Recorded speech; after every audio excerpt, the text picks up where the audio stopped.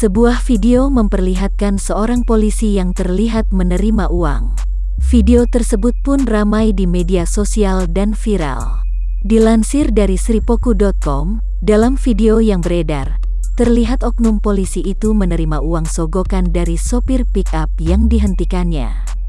Pengendara mobil itu berhenti di sisi jalan tol setelah polisi memintanya untuk menepi.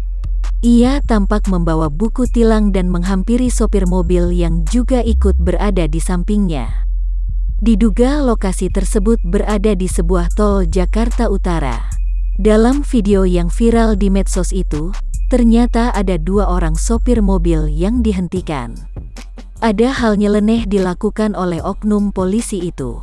Bukannya memberikan surat tilang, namun ia justru terlihat mengajari kedua sopir cara memberikan uang damai dengan cara halus. Ia tampak meminta kedua tangan sopir menyelipkan yang diduga uang ke sisi bak mobil. Lalu, dengan cepat oknum polisi itu kemudian mengambil dan memasukkannya ke dalam kantong celana. Video yang ramai dan viral tersebut turut dikomentari warganet.